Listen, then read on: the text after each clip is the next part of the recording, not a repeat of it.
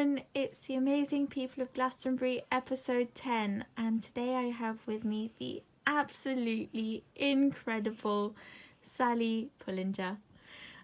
Sally is a priestess of Avalon, she's a priestess of Isis, and she's been living in Glastonbury for 36 years? 39 years! Yes. Wow! What a place. Sally, what would you say, if you look at Glastonbury as a mystery school, what would you say have been like your biggest lessons that you've learnt from the town? Oh my goodness. They've just been literally never ending. We got here and we were known as the crystal people, and that was in 81 when there weren't any crystal shops here, okay? Just literally no crystal shops. And people like Kathy Jones were also arriving around that time. Yeah. And she was actually bringing her teachings, started quite soon after that, maybe 10 years later. The Priestess of Avalon training. I think the trainings didn't start till 95, but she certainly started channeling and bringing goddess in around, I think, the early 90s. She did her sacred dramas, her amazing sacred dramas, and I was in those. Yeah. And funny enough as it was, I was a Tibetan priestess, you see, and there was always this uncanny thing about Kathy Jones's plays, that people, You end up... whatever they did, it happened in their lives, and so I can look at that and think that's uncanny. That was in 93, but yeah, the mysticism of Glastonbury. I mean, there are so many. Apparently, there are 79 faiths represented in Glastonbury. All intermingling. All intermingling, all basically getting on. I mean, the classic thing was when we bought our first big temple, which was the hall by St. Benedict's Church, St. Benedict's Hall. And we bought that, and we didn't realise it had all these covenants on it, the restrictive covenants, right? Yeah. And when we tried to find out what they were about, because it was a Christian hall, okay? Mm-hmm. The pastor, the priest said, well, we don't want you to be sacrificing goats in there. So we had to have all these tea parties with the ladies and men who were the what do you call it, that sort of council of the management committee of that church, to prove that we were just really nice people who had cups of tea like everybody else and weren't going to be did killing lovely any things. goats, yeah. and basically we made it very beautiful, and then they gradually, they eased up and they took all their covenants off, and then we were able to use it as a place of worship. So it's like, wow. So yes, we did have to work at that a little bit. And when we started the Goddess Conference in Glastonbury, they used to hold vigils in the local schools all round the town hall because they thought we were doing voodoo. All the Christians used to gather, and that's completely gone. So you have to work at it a bit. Yeah. Oh, that's beautiful to see the town grow more and more open-minded Absolutely. and heart-centered. Well, you see, we started as the crystal people, and then we became the tofu people, the tofu maidens, because we opened a cafe that was vegan organic, where the Blue Note is now in Glastonbury. And basically, that was a completely different phase of our life then. And so another religion that did Prashadam was the Krishna people. Yeah. And they were all in our back kitchen because they just loved the food thing, and they would take any of our excess food and distribute it around. So we've always had something to do with some other faith, and we've always worked at unifying, because that's what it's all about, isn't it? Yes, and that's one of the biggest things that Glastonbury teaches you, is that you can coexist. That's right. Sally, what does priestessing mean to you? Because you've done it for so many years and you do it so beautifully. But what does it mean? Well, there are so many modes of priestessing. I mean, to me, mothers are archetypal priestesses. I mean, they just serve all the time. A wife is a priestess in a certain way. She is bringing in the divine feminine for the divine masculine. What's priestessing? It's embodying the feminine principle of the divine, in my feeling. But it's not just the feminine, because it's embodying wholeness. Because in a certain way, goddess is God and goddess. It's like it's a concept of creation. That creation comes from the womb of the divine feminine. So it's really interesting, because at this time it's a big transformation time, and we do need to really look at those principles that have been running our world. We can call them patriarchal, but we can also call them oppressive, and to do with war and conquering and power over. And what I think priestessing is learning, and it's not easy, learning to have the power of the circle, learning to be equal. Yes. Even if you are a leader or elder, like me, I'm an elder. I can't believe it because I feel like a teenager most of the time. But I am actually really quite old. I have to keep reminding myself that I'm old. But anyway, so the thing is, I really believe in community. I'm a complete family person. I'm a grandma. I might even make great-grandmahood.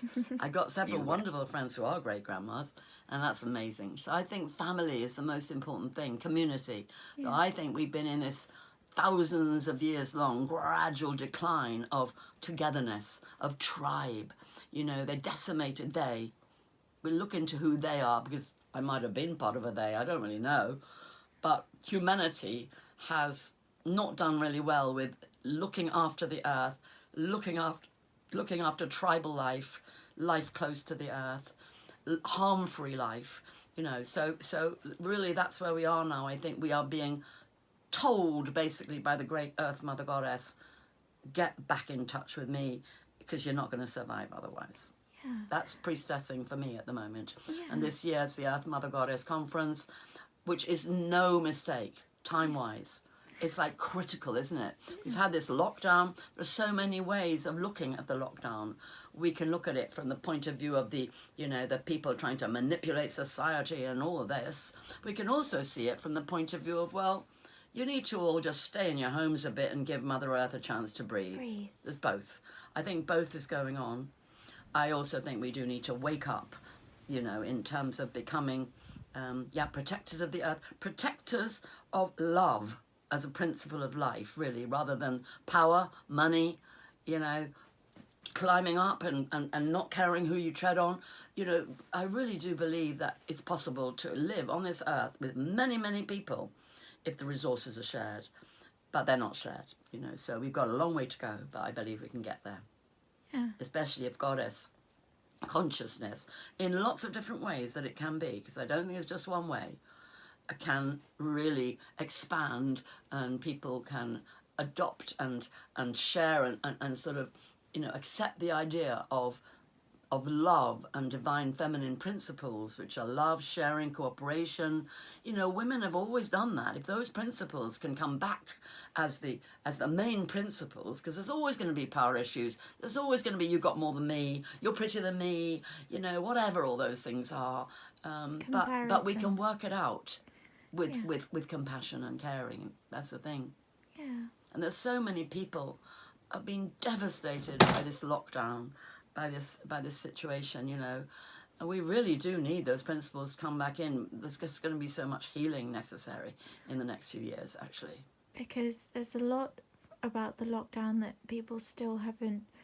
A lot's gonna bubble up now as people are allowed to get back out, and nothing's gonna be the same anymore because everyone's perspective has changed. Mm-hmm. But with that needs to come a lot of healing.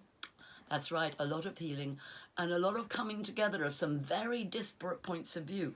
People are arguing fiercely like their life depends on being right. Well, hang on, guys. There's this thing called disclosure. Yeah. Disclosure is where we get to find out all kinds of things that have been hidden from us, both physical things, monetary things, power things, and cosmic things that have actually been hidden from us. People talk about them, some people are in the know, but actually all humanity is not in the know, and we can't assume to be in the know. So I feel the most important thing is humility. Humility, open-heartedness, and a willingness to hear each other, to hear if your friend feels, wear a mask, you must wear a mask, because I'm vulnerable and my family's vulnerable. So you say, okay, and I get a scarf, because I don't want to wear a medical mask. It looks not right to me. It's not right that people wear these strange blue and white things, but I will cover my face if it serves somebody who's afraid, or if it's just like that shop's principle. I'm not going to stand at the door and go, oh, you know, this is my right. I'm not. I just can't. I've got the time. Worth the argument, I'd rather put a scarf on my face and come back and play some music. Do you know what I mean? And not waste my time. Get in, get out, do what you need to do, and just stay in peace. Because that's the thing. When you bring up unnecessary argument, it's just feeding what you don't want to feed, isn't it? It literally is. It's creating more of what you're arguing about. Yeah, exactly. Exactly. It's like, what is the point in it? Totally. So for people who like for me, who've moved to Glastonbury recently, or just learning about Glastonbury and learning about the goddess, what do you think are the easiest and most natural ways to be able to tune in and really connect? And like, how do you learn to trust that inner voice is the right voice? Because it's a long journey to learn to trust that intuitive knowing, isn't it? I just get really simpler and simpler the older I get. I just say, well, what brings you love, beauty, peace, well-being? What feels good? Do that. Follow that. And what feels like it's really oppressive, angry, fearsome, belittling, enclosing, constricting, don't follow that. Really just breathe and remember that love, that's but say thank you, but no. Yes, well, that may be your reality, but I don't want to live in that reality. Choosing to live as much as you can, because stuff comes up. We have whatever we have inside, and everybody has some different kinds of conundrums that they're working out in life. You know, find a good friend, find a counsellor. There are so many in Glastonbury. Have some talking space. Sometimes have some emotional release space. We do a lot of emotional releasing in my little personal world of mediumship. We do incredible amount of roaring and banging of drums and fire ceremony and stuff, because people are really pissed off sometimes about what's happened to them, and people can have been very wounded and hurt and might be very terrified. So sometimes you have to be really careful and gentle and bring people out from a really scared place. So all these things are real, but the thing is that in Glastonbury you can definitely find someone that you can work with, and I think that's the most important thing. Get an ally, somebody you can work with, somebody who you might have to pay or do an exchange with, and there's a lot of exchange possible in Glastonbury. It's the other thing. But you get an accompanier, somebody who's your mate, your comrade on your spiritual journey. That's really important in Glastonbury, and I've always been lucky to have that. We're all just walking each other home. That's it. It's a very good way of putting it. And in Glastonbury, you are really lucky that, like, it is quite often you find exactly the person you need. It's sort of like, you know, in the book The Celestine Prophecy, where like you sort of get guided and then you sort of find the next one and then the next That's one. very true, yeah. But the other side of Glastonbury, because you get both sides, it's on a power line, it's on a power grid, it's on the Michael Mary line, and so it's power. So the power of Glastonbury also draws those who are broken, who need to be mended, if you like, but have nowhere to go, have no money, have no home. So you've got a lot of homeless people that are, you know, here, very needy, and there isn't really any provision for them. So there can be a really scary element sometimes of, you know, people who are the have-nots, who very, really genuinely, and they're actually often amazing people. They might have even chosen to be the have-nots. I'm not doing this anymore. I'm not going to pay this landlord £1,000 a month for a few square feet. Actually, I can't do it anymore. It's breaking my back. So they bottom out, and when they bottom out, there's nothing to hold them, and that is, you know, that's the thing. And so there's a lot of that in Glastonbury. We have a massive traveller community. It's pushed to the edges of the town, and it's constantly growing. So you will find on the edges of the town these roadfuls of caravans and people living on the edge of society.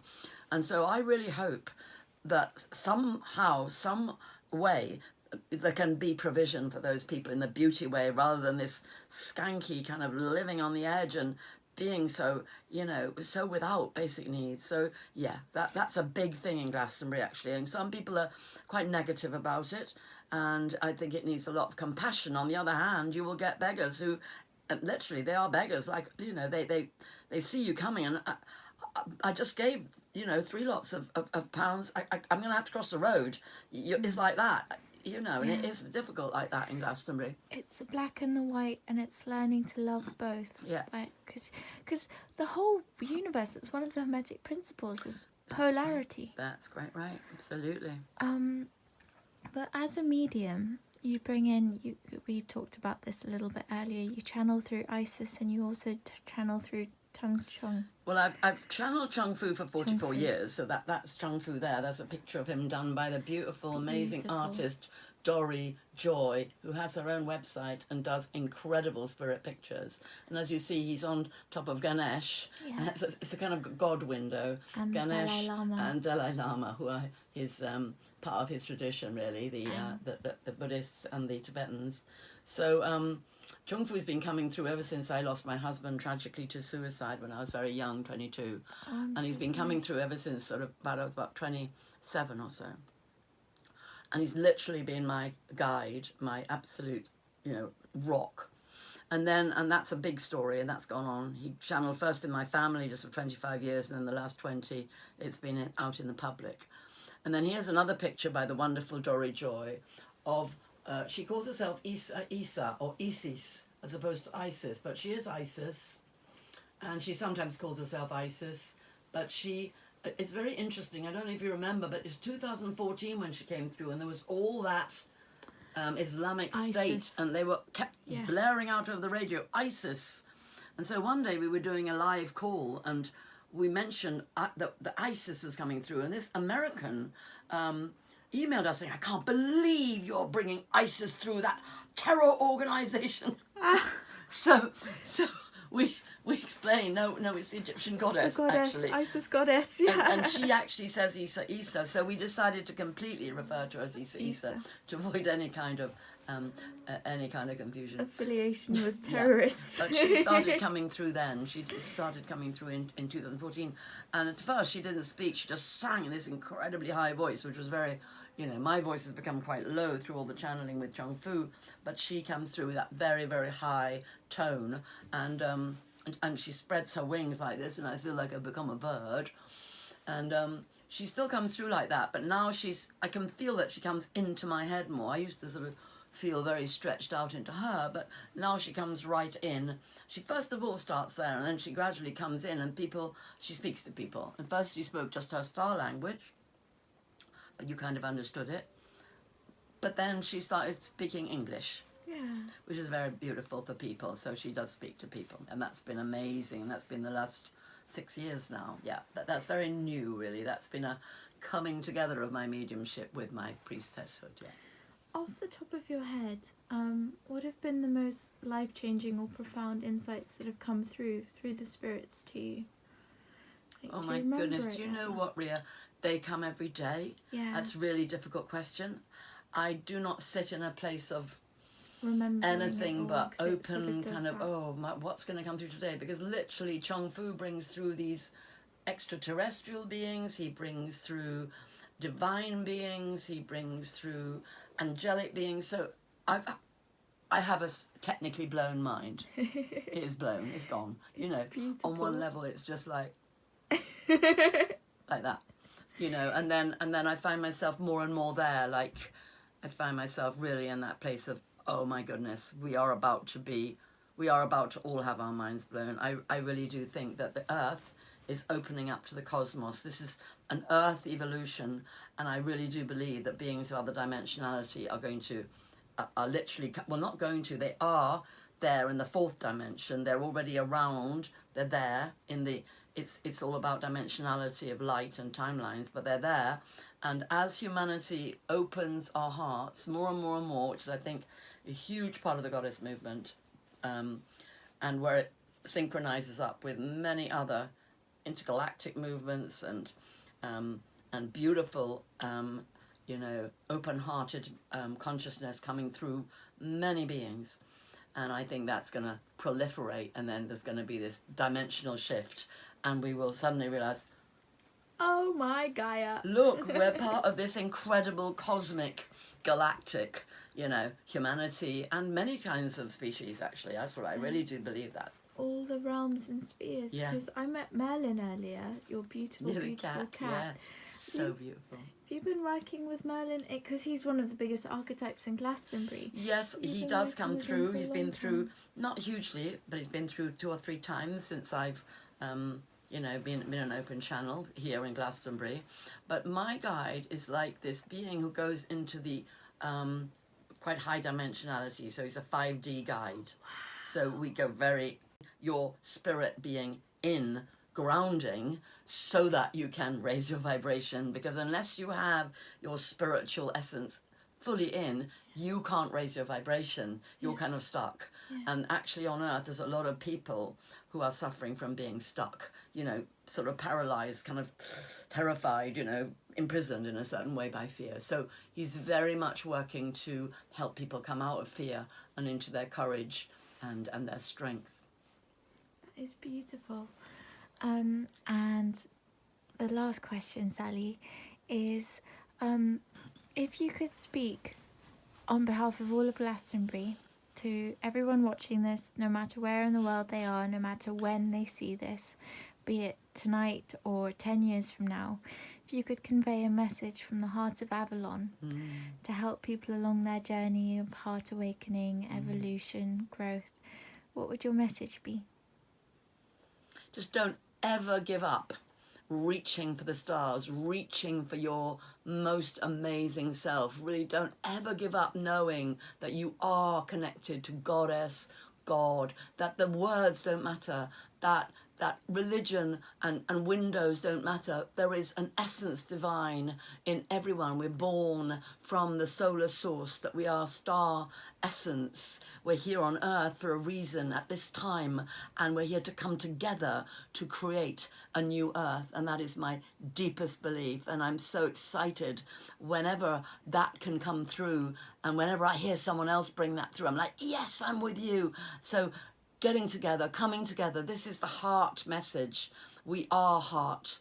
That's the next reality. That's the next paradigm, the paradigm of the loving heart. The human beings who are radiating, who believe that that's the currency. Love, love, the new currency on earth. Love is the new currency. That is so beautiful. And Sally, thank you for holding and anchoring that. And because you do a lot of powerful work in Glastonbury. And on behalf of us all, thank you.